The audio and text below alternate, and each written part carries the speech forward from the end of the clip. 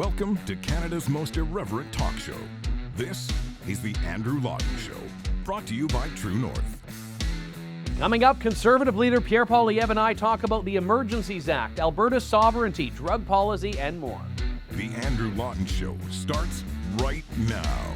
Hello and welcome to you all. This is Canada's most irreverent talk show here on True North, the Andrew Lawton Show. Thank you very much for joining us. Not a usual program, as you can tell. We're not in the usual studio. I'm actually in Ottawa right now, and I've just concluded an interview with Pierre Poilievre, leader of His Majesty's Loyal Opposition, leader of the Conservative Party of Canada, which we'll share with you in just a moment. But I want to set the stage for it here because this is Pierre's first interview with True North since he became the leader earlier this year. We spoke to Pierre a number of times during the leadership race, and I've certainly interviewed him before. He's always been very accessible to independent media. Since he's become leader, we've asked for an interview, and this is the first opportunity we've had to sit down with him. And just to basically set the stage here, one of the challenges in Canadian Conservative politics is that people will talk one way in the leadership race, and then once they've become the leader, they'll pivot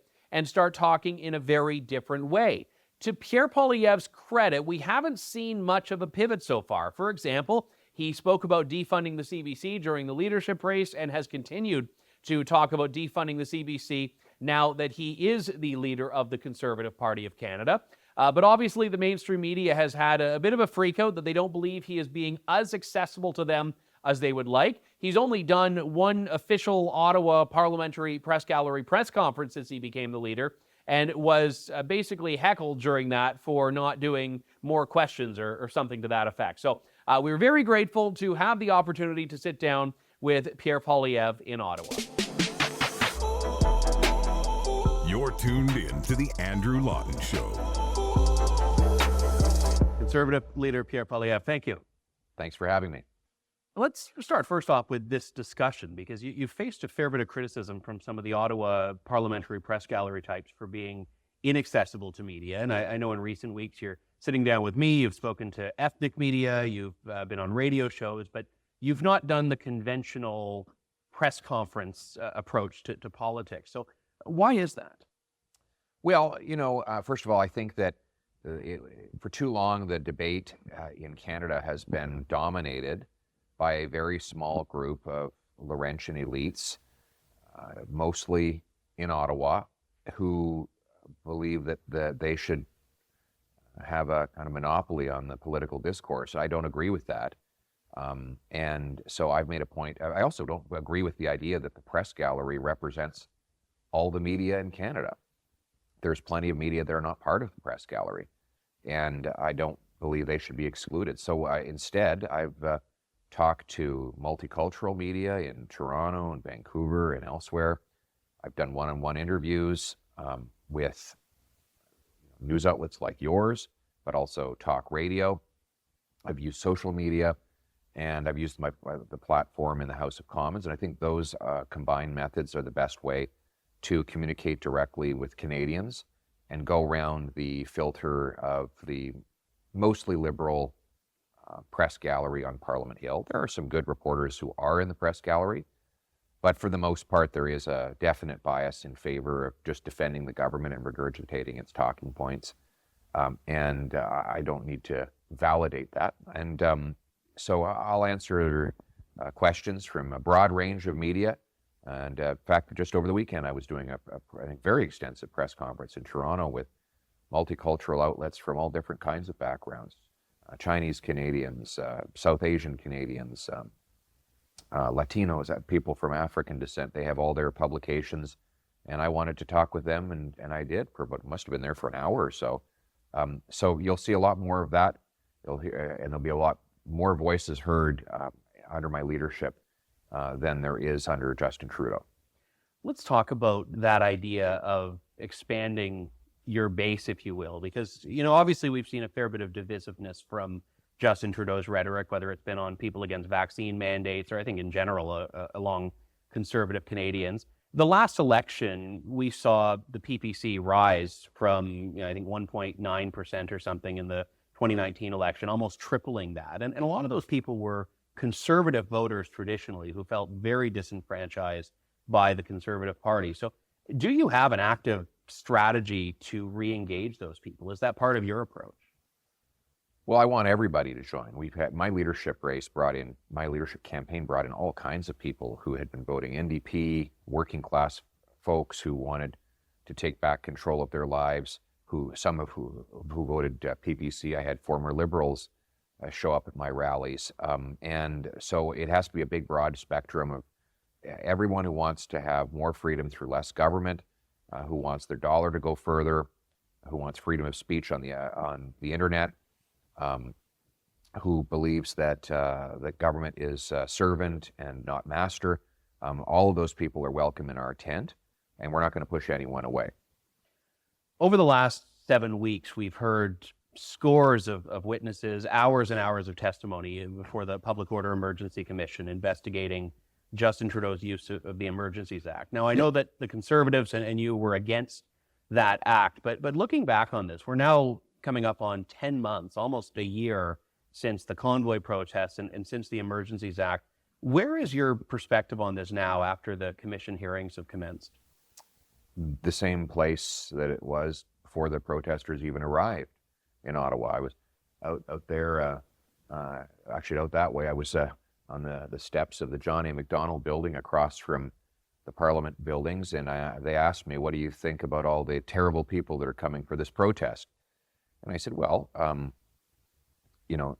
you're talking about, they pick one or two examples of bad actors. And I said, look, there are in any protest going to be good people and bad people. You have thousands of people attending a protest. You can pick a group of that are not behaving properly.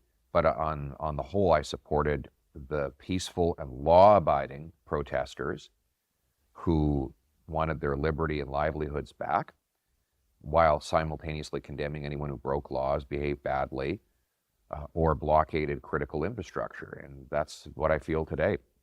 I also think Justin Trudeau provoked this entire crisis with an entirely unnecessary and unscientific vaccine mandate on truckers.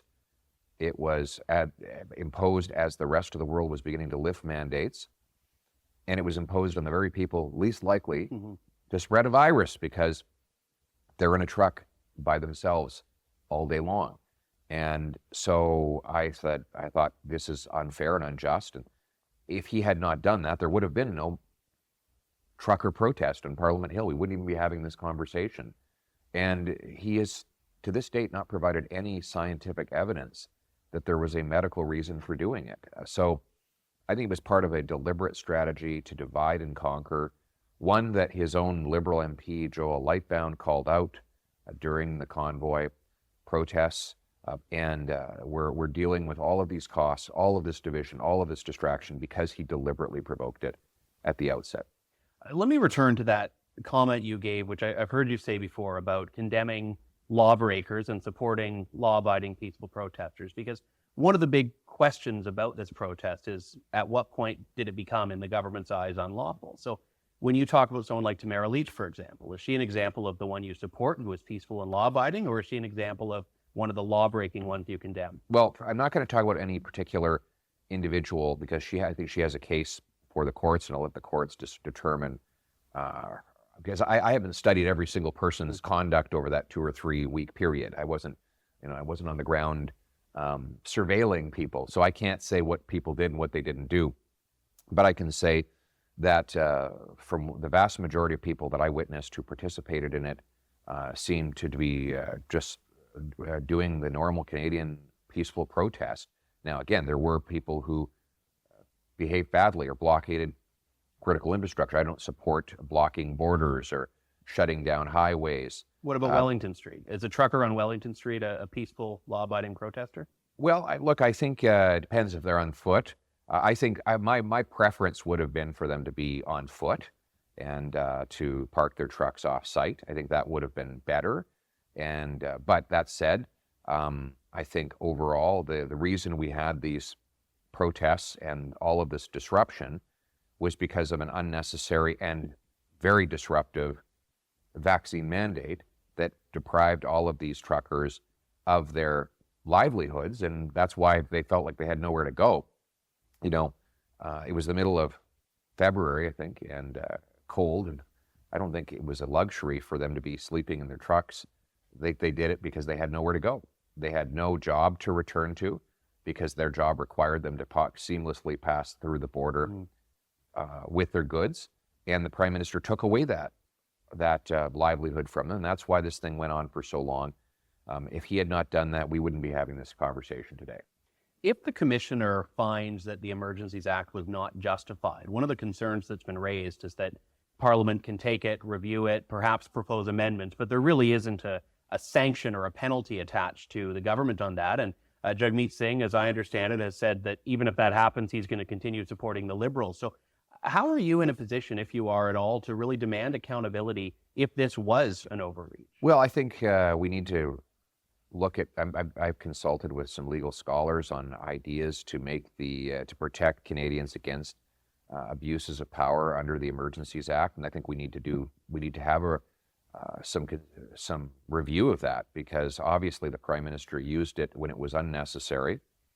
You know, the border blockades were already lifted, as you know, when the Emergency Act came, and it's hard for the Prime Minister to explain what the emergency was. There's obviously some disruption in downtown Ottawa on several blocks, but you know, that doesn't constitute a national emergency, like a catastrophic earthquake or a foreign invasion or some sort of terrorist attack that takes down a large building. That's what you think of when you say national emergency. And we didn't have a national emergency. What we had was a large protest and some roads blocked in a downtown setting while the borders were completely open to commerce. So I think we need to have another look at the Emergency Act powers to make sure that no Prime Minister is able to abuse the power in the Act like that again, and there may be some more checks and balances required to do it. Pivoting to another issue you actually raised in a video last week, there is a very real crisis taking place caused by drugs. And you did a video which I think went very viral in Vancouver, and you talked about some of the overdose problems there, but it's existing in communities across the country here. And you took aim at a political aspect of this, which was the granting of so-called safe supply that we see particularly in British Columbia. And a lot of people on the left defend that by saying it's harm reduction, that it actually is taking an approach to drugs that is causing less harm overall. Do you dispute that? Well, I think the facts dispute the approach that both federal Liberals and provincial and municipal New Democrats have been taking. Look at the results. They're in places like Vancouver, the massive increase, the tripling of drug overdoses over the last 7 years. Nationwide, there have been 30,000 drug overdose deaths since 2015, since Justin Trudeau took office. And so the current approach is not working. What I would say is, first, there's no question that we should use medications to revive overdose victims. There's no question that we should use medications to make the withdrawal symptoms of quitting drugs more tolerable, because it's obviously incredibly painful for someone trying to get themselves off these drugs. And there are medications that can reduce that suffering and therefore help people make the difficult step to clean up their lives.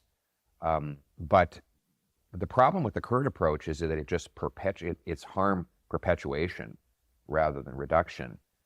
And what I think we need to do is, one, shift resources over to recovery and treatment. We're seeing that in Alberta. They've doubled the number of inpatient care facilities. So there were 4,000 beds, now there's 8,000. You bring the addict in, give them the medications to help them wean off the addictive substance, detox, counseling, getting into a routine and putting together a plan for when they get out of the facility to stay clean. That's the best way to save lives, by getting people off of the drugs in the first place. Secondly, I think we need to target the most violent repeat offenders. I don't think we should put people in jail for using these substances, but the violent repeat offenders and kingpins who use coercion and other criminal violations to spread drug use, and those who lace drugs with poisons, they should be put in jail. And what we're seeing, like in Vancouver, in British Columbia, the Union of Mayors wrote a letter saying that in Vancouver, 40 offenders committed 6,000 negative interactions with police, mostly arrests. So you have 40 people in 1 year having negative interactions with cops. That means 150 negative interactions per person per year. Imagine if you just got those 40 off the streets, how much less crime you'd have in downtown and east side Vancouver. And then finally, we need to try to keep some of these precursors out. I know it's difficult because a lot of them come in by mail, but we should work where we can to stop both the flow of illegal drugs and firearms into our country from other places. So that's the approach I would take. I think it's common sense. In Alberta, the approach I described has already led to a reduction by almost half in the number of overdose deaths, and that's what we should do. I don't think we should leave people on the street dying in tents. I don't think we should accept that their permanent fate is to be hopelessly addicted to opioids, because we know that eventually that will kill them. You mentioned firearms. The Liberals in committee last week had proposed an amendment that effectively would expand their ban in C-21 to virtually every semi-automatic rifle out there, except for small caliber 22s. Is this an amendment that you would oppose? And C-21 in general, if this is law by the time you become Prime Minister, if that happens, would it be repealed? So I oppose both Bill C-21 and the amendments that they most recently brought in. The idea that we should, this amendment, by the way, effectively bans hundreds of thousands, if not millions of Canadians, millions of firearms that are in Canada today that are used for hunting. These are hunting rifles and hunting shotguns. And so they're, as Raquel Dancho, our public safety critic, said, they're going after Grandpa Joe and his rifle, right? Yeah. And there's no science behind this. There's no evidence that the massive increase in violent crime in our inner cities is the result of people in the country using hunting rifles or shotguns. So obviously conservatives oppose that, and we'd repeal it. And I would replace this approach with I put in place a committee of cops, border guards, licensed and law-abiding First Nations hunters, anglers, and sport shooters who can put together serious, clear criteria to determine how a firearm is classified. The old machine guns and traditional, the firearms that were banned back in the 70s, obviously those should stay banned. But those that are appropriate for use in hunting and recreational sport shooting should be classified accordingly. And my approach would be to put that right in law, so it's very clear, and the government and the politicians can't constantly and suddenly change the rules at great cost, both to the lawful property owner, but also to the taxpayer. That's the other thing that no one's talking about, is that if they're going to do a buyback of all these hunting rifles, we could be talking about billions of dollars. And for what? Yeah. Like, there's no public safety benefit to taking hunting rifles away from people in the countryside. Why not take the same money, bolster the borders, keep out the smuggled guns that are leading to the killings in our urban settings? Turning to Alberta for a moment, there's a new premier there, Danielle Smith, who's proposed as her first order of business a sovereignty act to reclaim sovereignty. Now, your leadership campaign was all about taking back control. Is that something that you'd support from a federal perspective, provinces doing? Well, when I'm Prime Minister, bills like this will be unnecessary because I'm going to respect provincial jurisdiction. And, it's entirely reasonable that premiers across the country, whether it's Quebec's Legault or Saskatchewan Scott Moe or Danielle Smith or anyone else would want to protect their jurisdiction because Trudeau has invaded it with C-69, which appropriates federal control over provincial resource decisions, with the carbon tax, which again imposes a federal mandate proposes a provincial tax through a federal law, through these recent firearms policies, which ban hunting rifles that harm law-abiding people in places like Alberta. These are all examples of massive federal interference in provincial jurisdiction. And as Prime Minister, I would repeal C-69, I would repeal the carbon tax, I would also repeal the hunting rifle and hunting shotgun ban that Trudeau is proposing. So I suspect not long after I become Prime Minister, most premiers will stop talking about this stuff. You remember, none of this was happening when Harper was Prime Minister. That is true. I don't remember, even in Quebec, they had briefly had a PQ government while Harper was in, and other than the normal squabbles, there was nothing on this scale. And in fact, when Harper left office, the separatist movement in Quebec was annihilated. And in Alberta, it was unheard of. No one talked about separation. And that is because when the federal government respects provincial jurisdictions and lets local provinces make their own decisions in their own realms, you tend to have a more united country because people aren't antagonized by each other. Would you appoint the winners of Alberta's provincial Senate elections?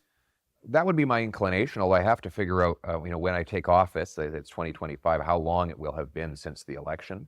But my view is that that election should lead to who goes in the Senate and not just a prime ministerial edict. Although in most provinces there are no elections and will be none, so I will have to appoint senators, and I will appoint those who respect the will of the people.